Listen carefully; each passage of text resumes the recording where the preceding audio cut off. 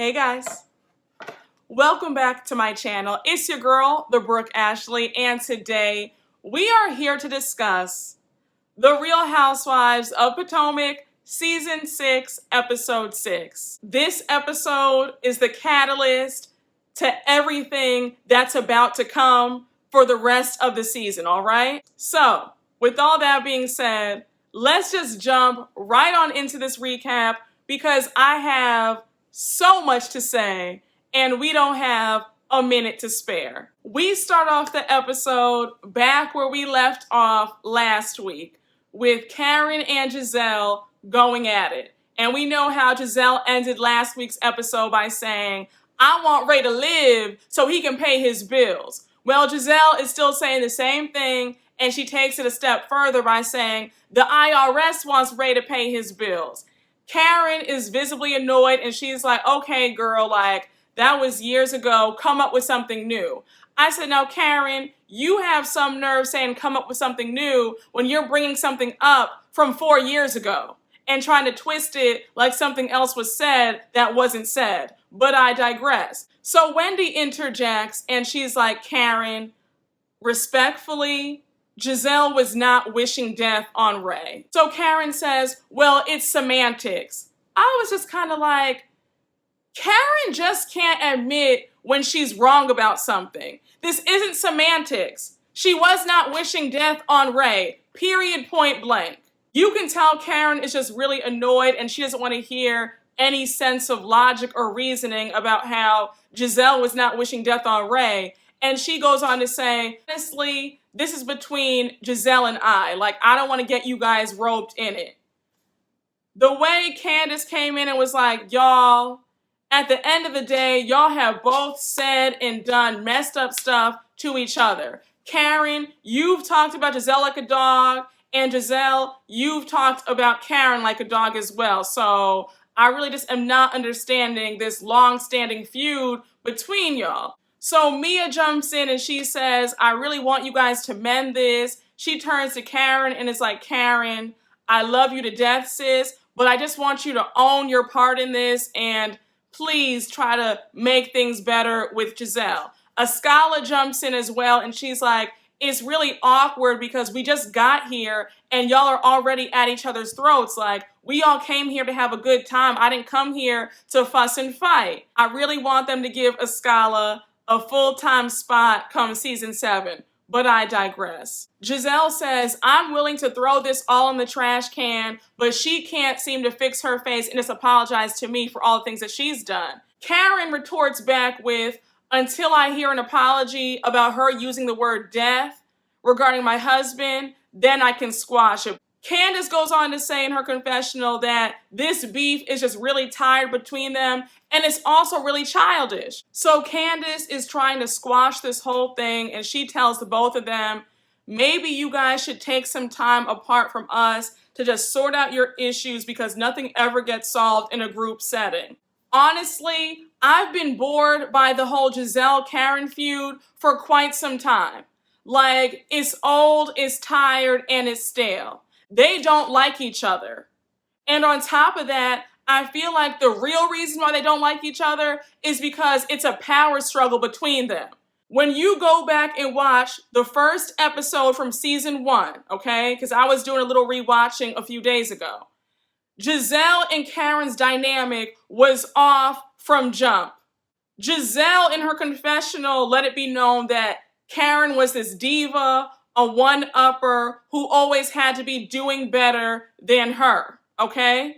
So already right there, you get the sense that they're frenemies, and you also get the sense that Gizelle was a little bit afraid of Karen and a little bit intimidated by her, and she was also trying to impress Karen. And I think there's some hidden jealousy, some hidden tension about vying for who's the queen bee in this group, but also who's the queen bee of this show. Potomac is one of the few franchises where nobody can definitively say who the star of the cast is.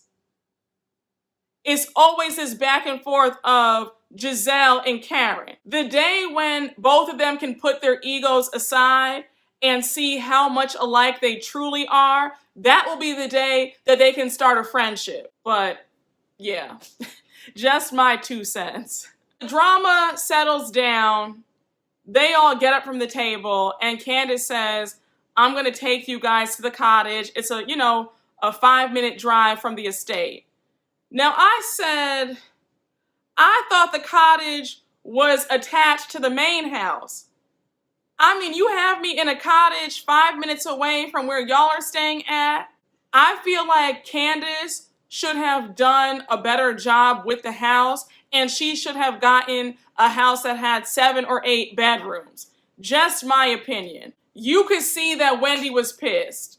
Like when they arrived to the cottage, Escala and Karen were trying to be good sports about it, but Wendy was looking around like, I mean, okay, girl, like really?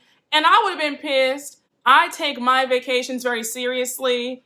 Accommodations are the most important thing about the vacation to me. So I would have respectfully called up the nearest Ritz-Carlton, Four Seasons, whatever 5-star hotel is in Williamsburg, Virginia. I would have called them up and I would have checked right on in. And that's where Candiace lost a few points on this vacation for me, because I'm like, you all should all be together in one house.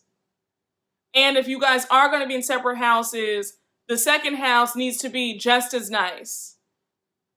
And 5 minutes away, I'm like, girl, like, I don't know. I mean, just my 2 cents, but I really felt bad because you could tell that Wendy was just pissed. And when Escala got settled in and she was FaceTiming her husband, and she was like, babe, the other ladies are in 5-star accommodations and we're at the equivalent of a 3-star. I said, Escala, you got that right. Like, Escala wasn't too pleased either, but she was just trying to make the best of it. And I was cracking up at the estate how they had someone helping them with their luggage. And meanwhile, back at the cottage, Karen, Escala, and Wendy had to bring their luggage up all those steps. I said, a mess.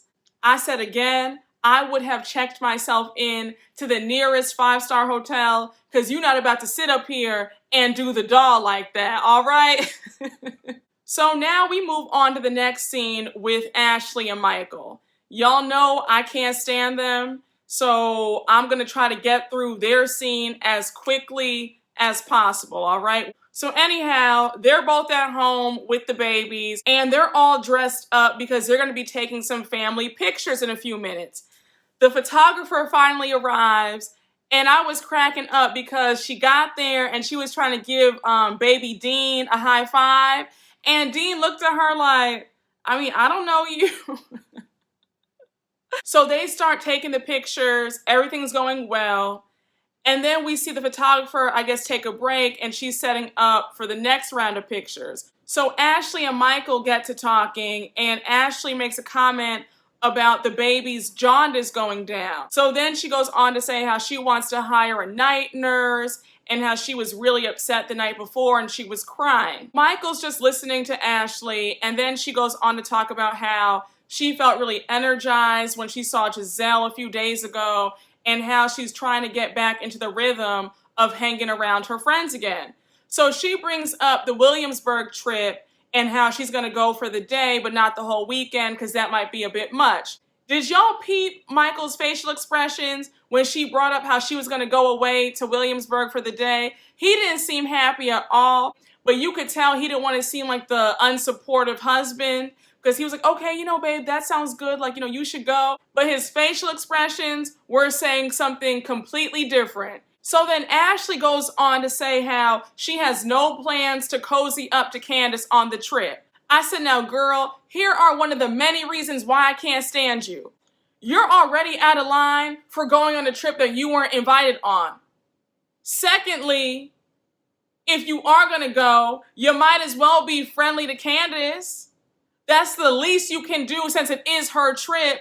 I really wish somebody who cannot stand me would tell me that not only are they going to come on the trip, but that they're not even going to be pleasant to me. They're going to be like, oh, hey girl, bye girl. Absolutely not. I can't stand Ashley. Her attitude is raggedy, it's nasty, she's vile, and I'm still not understanding how everybody has amnesia about all the really nasty and evil things that she's done to other people. But when Candiace defends herself, it's a problem.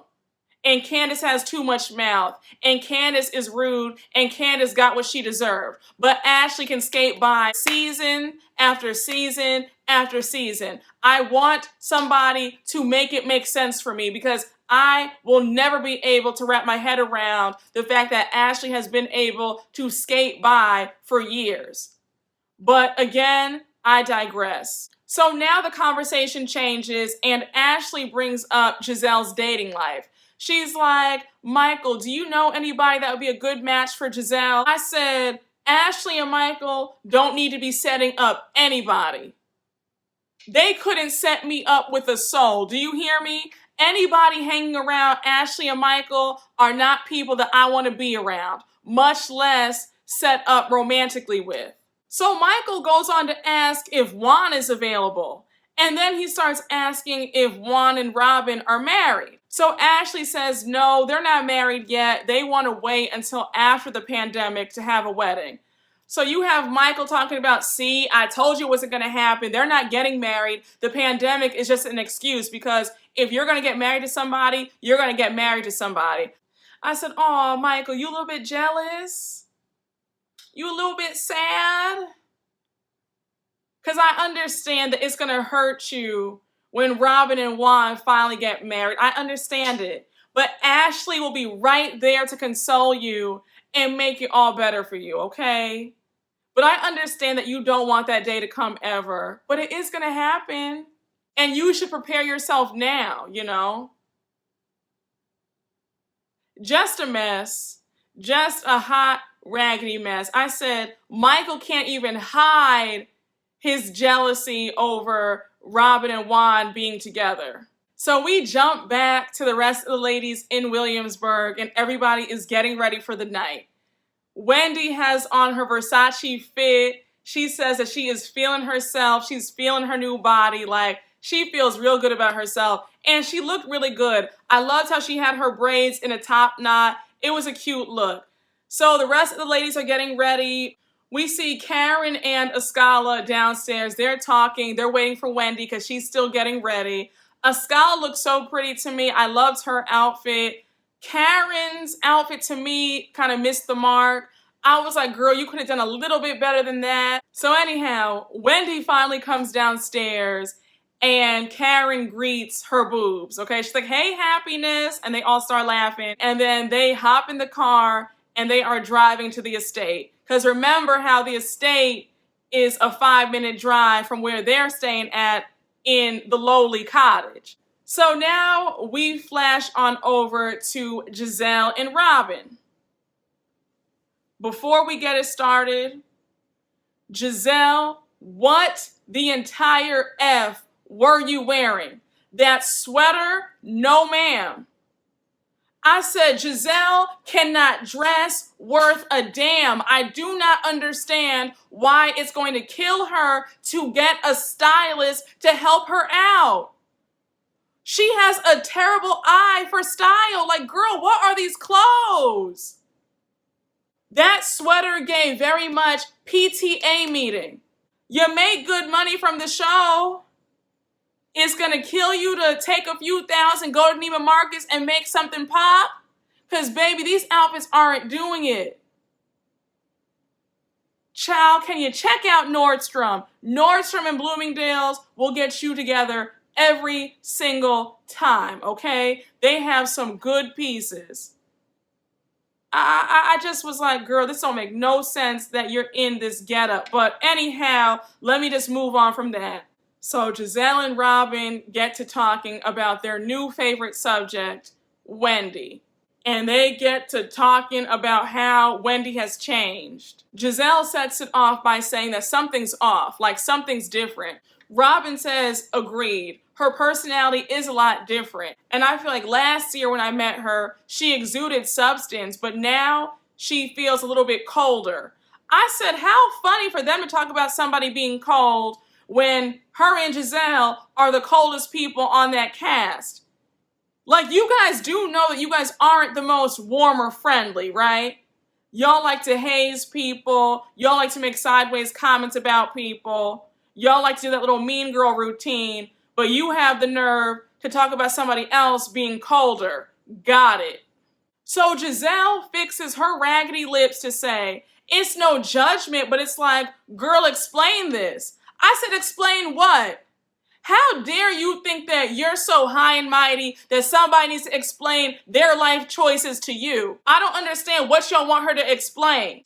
Has Wendy's personality changed a little bit with her and this Zen Wen and these rehearsed reads and her trying to act like she's some sort of fighter, talking about, TikTok Mia and what have you? Yes. Is it annoying? Yes, because that's not really Wendy, okay? That's not her true person. And she is trying a little bit too hard to be a cool girl. That's all true. But what we're not going to do is sit up here and be upset that she now has confidence and feels good about the way she looks. That's what we're not going to do. And when Gizelle and Robin kept going on and on and on about how she's changed and how they keep seeing all of her body and it's all a lot and it's all a lot to handle, it's like, how dare you both? It's really giving hate. Is giving jealousy, and it's also giving a slight obsession because y'all should not be this fixated on Wendy getting her body done. So Gizelle brings up the cheating rumors. Robin says, yup, I heard it and I don't believe it. Giselle says, yeah, I don't believe it either, but I'm just saying that maybe because those rumors are out, maybe she feels the need to overcompensate and get her body done. I was like, girl, here you go. I said, here you go. And this is why you're about to be hemmed up all season long because you opening up your mouth sounding dumb. Gizelle and Robin looked so guilty, like they looked like they were busted when Wendy walked up in there. And I would have been able to tell off rip that something had been said because they were just moving a little bit too shady, a little bit too nervous for me. Like the energy was just off. And you could tell that Wendy picked up on something because she was like, oh, y'all having some deep conversation or something? And they're like, oh, no, girl, we just sitting up there chatting. And I said, if I were Wendy, I would have already been like, And a part of me felt like the producers were egging Wendy on to go upstairs while they were talking. It just seemed to me like they really wanted Wendy to overhear what was being said. But anyhow, Escala comes in the room and she's like, oh, hey guys, what's up? This is so nice. And Gizelle, of course, being shady, she says, how would you compare the cottage to the estate on a scale from 1 to 10? So Escala says, I would give the cottage a solid 4. I said, Candiace, like I said earlier, if you should ever have the privilege of hosting another girls' trip, please get a house that can have everybody in it, all right? Don't do all this main house cottage BS. So anyhow, they all go downstairs and Candiace has some cute little gift bags for them. She has like a robe in there for all of them, like a bonnet. So Gizelle makes an announcement that she's going to be in charge of one of the activities the next day. And that's going to be them doing water aerobics in the pool. So they're all like, oh, like, okay. And you could tell Karen was kind of like, no, ma'am. Like, I'm not trying to be in that pool with Gizelle. So they head on over to the restaurant. And once they get there, they get seated. They're ordering their drinks, ordering their entrees. And then they start joking about the water aerobics that will be led by Gizelle. Karen lets it be known that she will not be partaking in any water aerobics because her wig has to last her until her swearing in. Because remember, she's going to be going to Surrey one of the days to be sworn in as the ambassador. So she's like, no ma'am, but y'all have fun though. Candiace also lets it be known that a whiskey distillery is going to be coming to the house. So they're all excited about that. Robin brings up how Ashley had a whiskey tasting a few years ago. And we all remember that whiskey tasting from season 1, and none of them were impressed. Candiace goes on to say that the gender roles in her marriage are all the way reversed. And sometimes she feels weird that Chris is the one cooking and she's not. Now we get into the whole aspect of Chris being her manager. She says that she loves it because Chris believes in her more than she believes in herself. I said, no, Candiace, that's all good and well, But at the same time, your husband does not need to be your manager. Everybody thinks, oh, we're so in love. He would never do me like that. He don't want my money. Everything's fine. He's secure in his masculinity. And child, all hell breaks loose a few years later because it was all a mess and it was all a lie, all right? I feel like men do not operate the same way that women do. And because of that, their egos, for the most part, are very fragile, and they really can't take being in the number 2 spot and having their lady be in the number 1 spot. Like, that's just my opinion. I think it's always a hot mess when the woman is making more or she's the breadwinner. I don't like that at all. Just being real transparent with y'all, I think that's a recipe for disaster. Mary J. Blige, Wendy Williams, Kelly Clarkson, Sherry Shepherd, Star Jones. Look at Kenya and Mark from Atlanta, a hot mess. So we all know that Gizelle is as messy and as nosy as they come. She is questioning Candiace. It's like rapid fire interrogation. She's like, well, how is he with all your projects and do you pay him? Candiace lets it be known that she pays him in love and affection. So Gizelle says, okay, so you giving him some booty as payment. Got it. Candiace lets it be known that her mom is not here for it at all. And me and Dorothy are on the same exact page because I don't agree with that whole dynamic either. I think, again, it is a recipe for disaster. Candiace goes on to say that if she suspected for a minute that Chris was going to skate and float while she's bringing home all the money, she would have never have married him. So the conversation abruptly ends with Candiace saying, look, I understand what you're saying, but I understand the dynamics for my marriage, all right? Like, I'm going to be all right. I'm going to handle this in the way I see fit. So Robin interjects and she's like, you trust him and that's all that matters. So then she starts going on about the problems that she's facing in her relationship with Juan.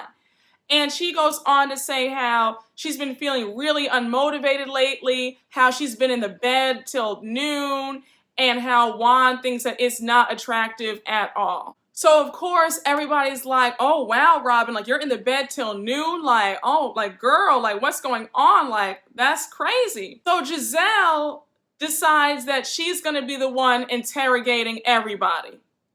She starts asking her BFF these questions at a rapid pace.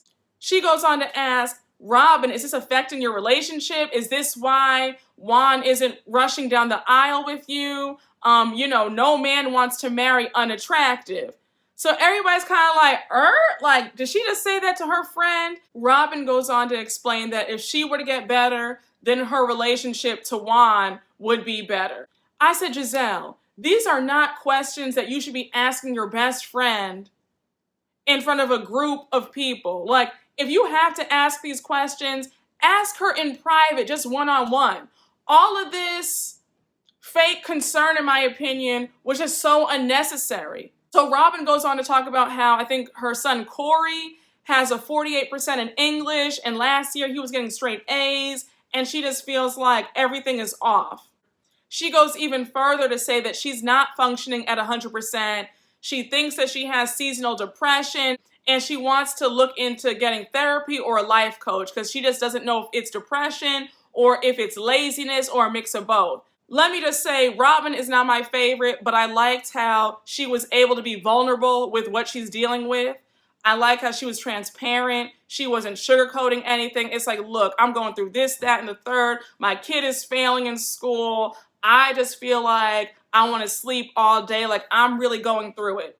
I am one of the biggest fans of going to get therapy. Like, if you are going through something, please talk to somebody. Like, please, there is nothing wrong with counseling, therapy. Like, it's needed. I'll be really honest with y'all. I'm currently in grief counseling with the passing of my father. Like, that hit me like a ton of bricks. It's still hitting me like a ton of bricks. It's just been a really rough 3 months. So I was like, yeah, I need help immediately. And yeah, I have been in grief counseling now for a month, and it is helping me out tremendously. I love my counselor. I can really just air it all out. I can really just talk about every single thing I'm feeling and not feel like I'm crazy, So it's just such a help. I just am such a big proponent of going to get help. There is nothing wrong with it. All right. We all have moments in our lives where we feel stuck or we just feel like something's just off. So please talk to somebody if you can. Like, there is no shame in it. You are not crazy. You are not weird. There is nothing wrong with you. Just go and talk to someone. The world would honestly be a better place if everybody got some therapy and really sorted through their issues. Like, real talk, yeah, this world would be chugging along a lot smoother. People would be happier and friendlier if they just sat down and unpacked all their issues and didn't take it out on the next person. But anyhow, I digress. So Wendy interjects and says, I get it, Robin. Like, I feel overwhelmed with everything going on in my life as well. And then, did you guys catch when Wendy made that little joke, like, oh my gosh, like the more I eat, the bigger my breasts get? And then when Gizelle said, oh girl, we're gonna talk about you in just a second. So they finish up talking to Robin, trying to encourage her. And then Gizelle focuses on Wendy. She starts it off by saying, Wendy, Robin and I were just chit-chatting about you earlier. I said, you see how Gizelle is? Always throwing Robin under the bus. Always letting it be known that she wasn't the only one talking about you, that somebody else, i.e. Robin, was in on the conversation too. I said, I know Robin was like, girl, now why you gotta bring me in it? But anyhow, she starts going in about how Wendy is different and how this is not the same Wendy that she met last year and how she has seen more of Wendy's body parts in a month than she did all of last year. So Robin jumps in the conversation and says, yeah, we were chit-chatting about you and your personality does seem a little bit different. She then goes on to add how Wendy's booty popping now, and this is not the Wendy that she met last year, and the Wendy from last year was not that loose. I said, loose? Really, Robin? Is that the word that we're using, loose? I said, okay, girl. I said, I'm going to get on you and your homegirl in just a few minutes because the way you and Gizelle were out of line, I was just so over it. Like, I felt like jumping through that TV and just gathering the both of y'all. Y'all have no right to be sitting up here interrogating this lady over her having newfound confidence in the way she looks. So Gizelle goes on to say that this Wendy is way different from last year's Wendy. And not only that, last year's Wendy had substance, whereas this year's Wendy doesn't have that much substance. So Wendy is visibly annoyed and she's a bit rattled by what they're saying. And she goes on to say, you can be sexy and still have substance. And she's absolutely correct. I don't understand why people act like you can't look good and still have a brain at the same time. Like, the two aren't mutually exclusive. So now Mia decides to jump her behind in the conversation. And she says, well, we wouldn't see Oprah or First Lady Michelle Obama with her boobies out. Like, you're a professor. You have to be, like, buttoned up. I said, Mia, this is real rich coming from you. Second of all, being a professor isn't a personality. It's a profession. Obviously, she's not going to dress like that when she's teaching a class. But when she's on her own time, she can dress as sexy as she wants to dress. I don't understand why you sit up there jumping in the conversation, adding a point that made absolutely no sense. Like, girl, what are you saying? You could have just kept quiet and sat there and ate your food, to be very honest with you, because you sounded stupid. Gizelle just won't let it go. And she's badgering Wendy like, well, were you confident last year then? Like, is that what you're saying, that you weren't confident last year? And, you were sexy before. So Wendy's like, thank you, but I define my sexiness, not you. Now Wendy goes on to talk about how 2 months postpartum, no woman is going to be feeling their best self or, really confident. And, she can still booty pop and be sexy and also be a professor. So Karen jumps in and says, Wendy, don't sit up here and defend your choices to these ladies. Like, you can do what you want. So Gizelle goes on to say how she's only bringing this up because Wendy was coming for Mia's neck. So Wendy goes on to say, I wasn't coming for Mia's neck. Like,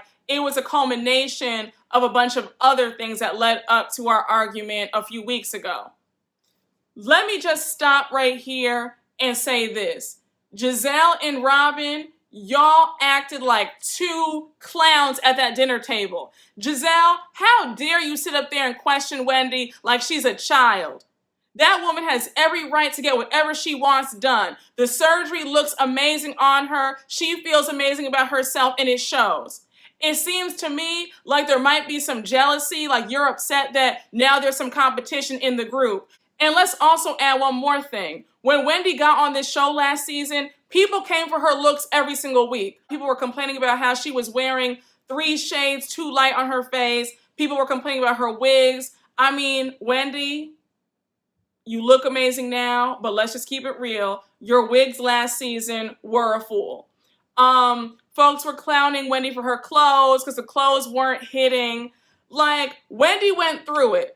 And I definitely feel like the viewers' comments about her looks definitely got to her, and she said, oh no. And she leveled all the way up, and she looks amazing now, and she's feeling herself. This whole situation between Gizelle and Robin having an issue with Wendy, that really is a true testament to what happens when you do level up in life, okay? Because people love you and they're cool with you when they feel like they're above you in some sort of way in life. And then when you reach the level that they're on or you surpass it, then it's an issue. Then it's you've changed. Then it's, you think, you're all that now. It's always that. People love you until you surpass them. Just keep that in mind. And this whole thing was very reminiscent of the earlier seasons of Atlanta, because remember how when Atlanta came on, Nene was the broke one, okay? And Sheree and Kim were the it girls who had money. They were living the life.